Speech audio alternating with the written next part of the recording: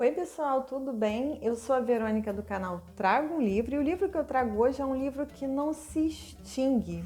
É o livro O Profeta, de Gibran Khalil Gibran. Ele não se extingue porque é um livro, na verdade é uma obra que traz pra gente temas atemporais. São verdadeiras reflexões filosóficas e há nelas uma certa sacralidade. É um livro que pode ser lido por diversos prismas, por diversos enfoques. É justamente porque ele tem um toque transcendental. Tanto assim que se a gente for buscar nas estantes de livrarias ou mesmo nas estantes de bibliotecas, é possível encontrar essa obra categorizada como mística ou esotérica. É um livro para releitura, é um livro de compreensão do todo e também das questões mais humanas que nos cercam. Eu queria compartilhar com vocês que enquanto eu estava pesquisando sobre a obra, eu encontrei uma frase muito interessante de um historiador e arabista britânico que diz assim: Gibran parece ser o poeta favorito de quem não gosta de poesia. E O Profeta é bem isso, é uma obra em prosa, porém cheia de figuras de linguagem que ajudam a compor a mensagem com poesia, apresentando os temas de maneira muito sensível. Essa obra foi publicada em 1923 e Gibran a escreveu desde seus 15 anos e só veio a público após várias modificações, e essa obra se tornou a sua obra-prima. Ela primeiro foi publicada em inglês nos Estados Unidos e muitos estudiosos da obra de Gibran dizem que esse livro, O Profeta, se tornou o livro de cabeceira de muitos americanos, inclusive muito lido e comentado por pastores protestantes em seus sermões, como por exemplo Martin Luther King, porque essa obra ela trata exatamente de questões éticas e de questões humanas. Vocês devem estar se perguntando, e do que exatamente trata essa obra? Gente, esse livro é um livro bem fininho, de muito fácil leitura, porém de uma leitura muito profunda, e nele, essencialmente, Gibran idealiza um profeta chamado Mustafa, que viveu um período de sua vida numa terra estrangeira, e no momento de sua partida ele é cercado pela população que lhe pede algumas palavras sobre alguns temas essenciais. As pessoas iam sugerindo temas. O primeiro deles foi sugerido por Almitra, que era uma mulher do povo, né? Mas ela era uma profetisa. Disse então Almitra: fala-nos do amor. Assim, cada capítulo contempla um tema.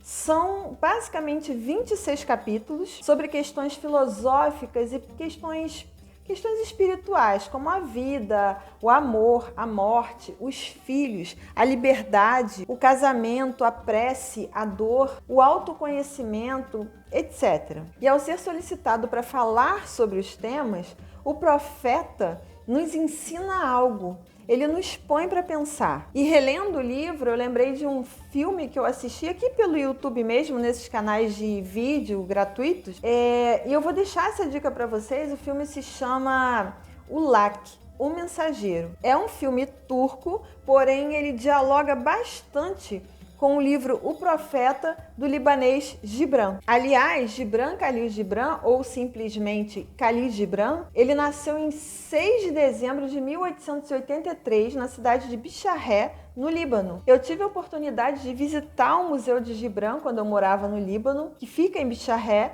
e é mesmo um local muito encantador, um local de natureza belíssima e de uma paz enorme. Em 1894, Gibran se muda para Boston com sua família. 4 anos depois, ele volta dos Estados Unidos para o Líbano, mais especificamente para Beirute, para terminar os estudos de árabe. Em 1902, ele retorna para Boston, onde seu irmão e sua mãe falecem. Mais tarde, Gibran começa a escrever para um jornal árabe e publica seu primeiro livro escrito em árabe. Isso em 1905. Nesse período, há uma exposição dos seus primeiros quadros, porque além de escritor, Gibran também era pintor. E resultado dessa exposição, ele foi convidado a fazer um curso, né, a estudar em Paris. Ele vai para Paris, passa 2 anos lá e depois retorna para os Estados Unidos, mudando-se para Nova York, onde ele permaneceu até a sua morte em 1931.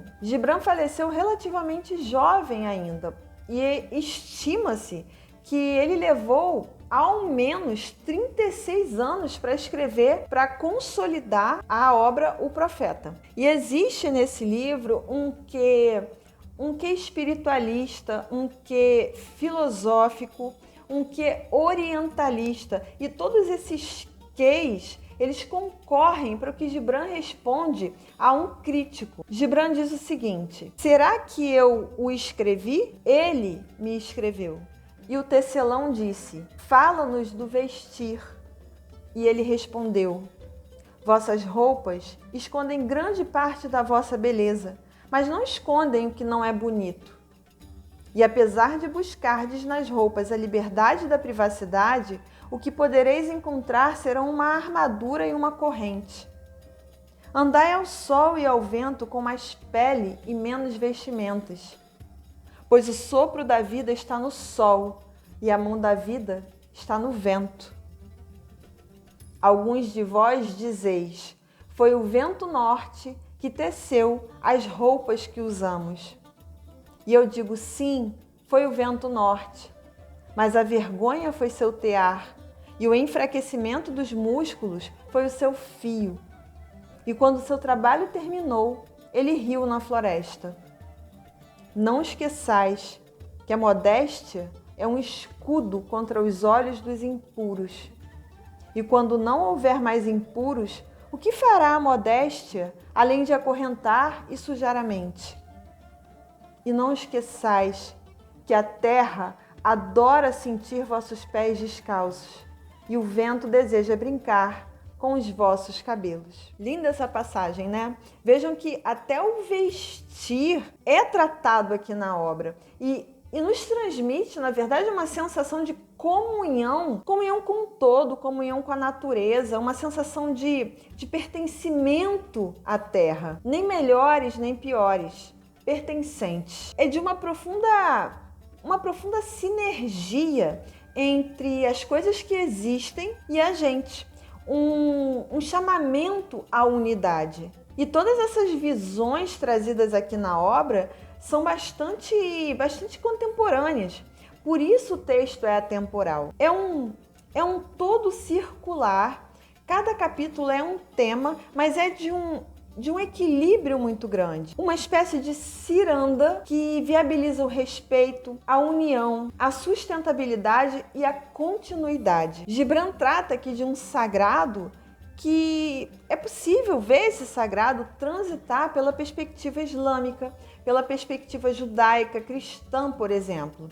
Há um diálogo enorme com a tolerância, no sentido mais bonito dessa palavra, porque todos os valores trazidos aqui são da ordem do ser humano. E por isso tudo é perfeitamente plausível encontrar influências do Islã ou mesmo das origens maronitas de Gibran. É uma obra que, para muito além das lentes que se emprega para ler, é um convite ao retorno aos aspectos básicos da vida e de tudo que a compõe. E a sensação que eu tive, assim, enquanto leitora, é de que O Profeta de Gibran não é um manual do bom comportamento, mas um convite a refletir a nossa condição enquanto gente. São capítulos que podem ser lidos fora da sequência do livro, sem causar nenhum tipo de prejuízo à compreensão, e podem ser relidos somente aqueles escolhidos, aqueles preferidos, porque eles guardam uma experiência universal e profunda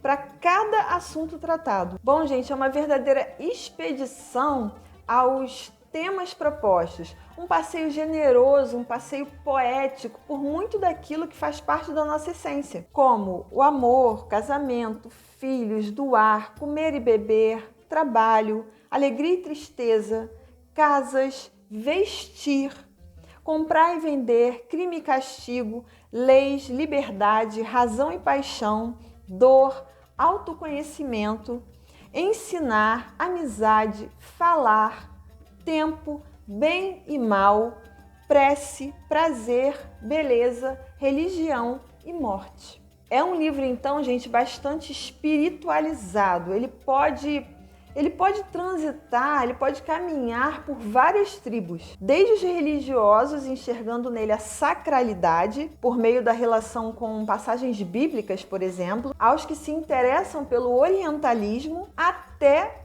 os que possuem uma vida mais relacionada à natureza, ao esoterismo, enfim. Eu recomendo muito a leitura porque não é um livro que se fecha numa filosofia ou numa compreensão de mundo, mas ele se abre para as possibilidades e para um entendimento de mundo mais alargado, mais justo, mais generoso, visando o equilíbrio. É isso, pessoal. Eu espero que vocês tenham gostado dessa dica de leitura. Um beijo, boa leitura e até o próximo vídeo. Tchau, tchau!